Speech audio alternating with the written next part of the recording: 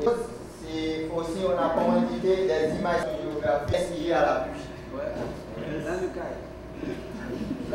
Je suis ici donc dans le cadre d'une série de séminaires qui a commencé au mois de novembre. Nous sommes à la deuxième session. Séminaire organisé par le ministère de l'Environnement de la République d'Haïti en collaboration avec le programme des Nations Unies pour le développement en Haïti, et qui donc à travers son programme PARC de renforcement des capacités en environnement coordonne bien ces activités, et aussi en partenariat avec l'Institut de l'énergie, l'Institut de la francophonie pour le développement durable, organe subsidiaire de l'Organisation internationale de la francophonie qui est basée à Québec. Donc le séminaire, je disais tantôt, est à sa deuxième session. La première session qui a eu lieu en novembre 2012 a constitué à une introduction, une initiation aux notions de base.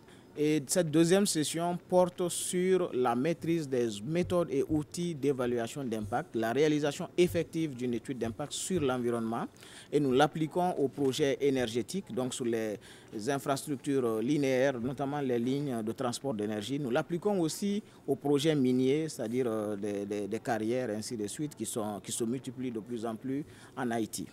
Le secteur de la vie nationale, comme ça se voit, ça concerne la mise en place des infrastructures énergétiques et de l'exploitation minière, mais c'est toutes des activités structurantes qui vont entraîner des modifications majeures, aussi bien au niveau de l'environnement biophysique, donc les questions d'érosion, les questions de biodiversité, mais aussi pour les activités des populations, parce que il y a des risques de déplacement de population, il y a des risques, si vous voulez, il y a aussi la génération de revenus, il y a la création d'emplois, mais il y a aussi des pertes de biens qui peuvent être associées à ces projets. Et l'objectif d'une étude d'impact, c'est de faire en sorte qu'on puisse optimiser, si vous voulez, l'investissement, la création d'emplois, tout en réduisant les effets négatifs aussi bien sur l'environnement biophysique que sur les activités socio-économiques des populations, et aussi sur les aspects culturels associés effectivement à la vie des communautés. Maintenant, la formation est donnée pour une quarantaine de personnes. Je pense nous avons 42 participants. 42 participants qui viennent de différentes institutions, dont en particulier 11 qui viennent du ministère de l'Environnement d'Haïti, et d'autres qui sont des diplômés donc, de ces dernières années, qui sont en train, si vous voulez, de chercher de l'emploi, ou qui sont à leur premier emploi, que nous allons former pour les inciter à se constituer en bureau d'études, parce que nous avons dans ce domaine un manque criard de bureaux d'études haïtiens sur le terrain. Ensuite, nous avons des enseignants qui suivent la formation, notamment de l'université de Quisqueya, qui vont pouvoir s'approprier du matériel de formation pour pouvoir démultiplier la formation en Haïti ici. Et enfin, nous avons des personnes ressources qui viennent aussi d'organisations qui travaillent chez des partenaires au développement d'Haïti et qui sont en charge de l'évaluation environnementale des projets que ces partenaires financent pour Haïti. Donc nous avons une diversité d'acteurs qui favorise un certain niveau d'échange entre les participants et qui permet effectivement de prendre en compte différents aspects, différentes expériences, et en plus de ce que nous apportons comme notion de base et démarche méthodologique, nous avons un atelier qui est très riche effectivement en échange entre les participants eux-mêmes, et c'est ce que nous recherchions par rapport à travers cette formation. Il y a plusieurs institutions qui ont formation ça. Il y a des cadres du ministère de l'Environnement, il y a des diplômés d'université, il y a tous des professionnels. Donc, il y a différentes catégories de monde qui a participé à la formation. L'objectif de formation, c'est d'apprendre du côté du ministère de l'Environnement. Il y a le ministre de l'Environnement et la directrice générale du ministère. Ils ont été jugés utiles et importants pour choisir un cadre par direction. Et déjà existait une direction d'évaluation au niveau du ministère. Donc l'objectif, c'est le renforcement des capacités du ministère de l'Environnement en matière d'évaluation environnementale. Comme attente, la question d'évaluation environnementale, c'est une question primordiale Pourquoi? Parce que, quelle que soit activité, quelle que soit action qu'on prend dans la question projet, en ce qui a trait au projet, en ce qui a trait au programme, ça va gagner des impacts sur l'environnement. Et quel que soit projet, en phase de planification, ou obligé de faire une étude d'évaluation ou une étude d'impact. Parce que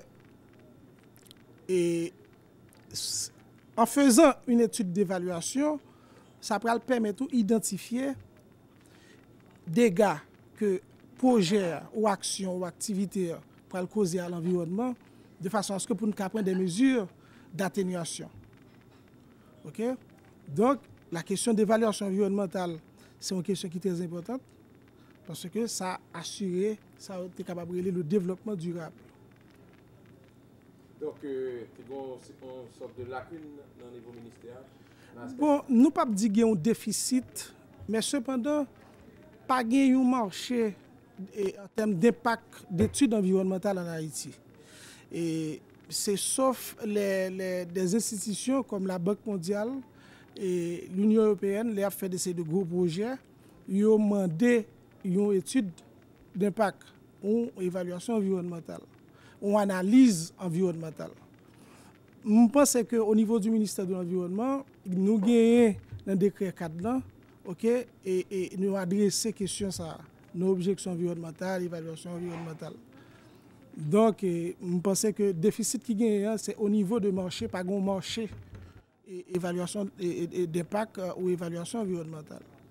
Mais le ministère de l'Environnement est compté pour venir avec une loi d'application dans la question ça. Mais est-ce que 4 ou 5 jours de formation a suffi pour renforcer la capacité ministérielle à niveau ça ou bien il y a un suivi qu'a fait? Moi, je pense qu'il y a un suivi qu'a fait parce que le ministre de l'Environnement ainsi que la directrice générale ils ont intéressé un peu à la question ça. Il y a un suivi qu'a fait, mais 4 jours de formation nécessaire, mais pas suffisante. Et ensuite, il faut que tu aies un pile d'autres monde qui participe là-dedans. Il faut que tu aies des associations. Parce que l'évaluation environnementale, là, ce n'est pas expert qui a chita non bureau qui a fait. Il faut aller rencontrer avec la population. Lorsqu'on réaliser un gros projet, il faut qu'on aller sur le terrain pour rencontrer la population, côté projet, ça va l'exécuter. Pour la population, 10 heures. Donc, il faut que tu aies invité d'autres associations, d'autres institutions, et surtout des associations qui objectifient ces questions écologiques, sensibilité aux questions écologiques. Donc, je pense que 4 jours, c'est nécessaire, mais pas suffisant. Et je pense qu'il y a des suivis qui sont faits de façon à ce que pour nous capables de faire plus de monde qui a des formations, qui est informé sur la question d'évaluation environnementale. C'est une très bonne initiative. Et on a eu en novembre une première séance de formation sur l'évaluation des parcs environnementaux. Et cette formation, c'est une deuxième. Et j'aimerais bien qu'il y aurait une troisième et d'autres encore. Car l'évaluation des parcs environnementaux, si je peux le définir pour vous, c'est une analyse des effets négatifs et positifs d'un projet ou de projet d'aménagement et peut avoir sur l'environnement. Lorsque je parle d'environnement, ce n'est pas l'environnement physique, naturel seulement. Ça intègre aussi l'environnement social et l'environnement économique d'une société donnée, un pays, en Haïti par exemple. Et mes attentes, c'est que le ministère de l'Environnement, en collaboration avec le PNUD et l'Alliance Francophonie, crée un centre d'évaluation d'impact environnemental pour les jeunes, car il y a beaucoup de projets qui sont venus dans le pays et il n'y a aucune évaluation environnementale qui est faite pour leur mise en place. Je pense que ce serait une très bonne initiative si le gouvernement en collaboration avec le ministère de l'Environnement, crée un centre d'études d'impact environnemental pour les jeunes. Et les jeunes qui sont formés aujourd'hui pourraient bien transmettre leurs connaissances aux autres. Et les gens en Haïti pensent souvent que l'environnement, c'est quelque chose qui devrait regarder seulement l'État haïtien. Par exemple, s'il y a des fatras, des ordures à travers les rues, les gens disent, bon, on attend MCRS ou d'autres services de l'État pour traiter les déchets, ou du moins c'est gérer les déchets. Mais je pense aussi que c'est quelque chose qui devrait regarder tout le monde. Par exemple, c'est chaque action citoyenne qui devrait compter. Et j'espère bien aussi que le ministère de l'Éducation intègre ça aussi dans son programme. Dès le plus jeune âge, j'espère bien que des enfants aient une éducation à l'environnement. C'est quelque chose qui est très important. Et avec l'éducation environnementale dès l'enfance, et l'enfant va apprendre à respecter son environnement, à savoir ce qui est vraiment spécial à protéger, la biodiversité du pays, etc. C'est malheureusement qu'on a un pays vraiment riche, mais les richesses naturelles, écologiques et du pays ne sont pas vraiment bien protégées. Et voilà.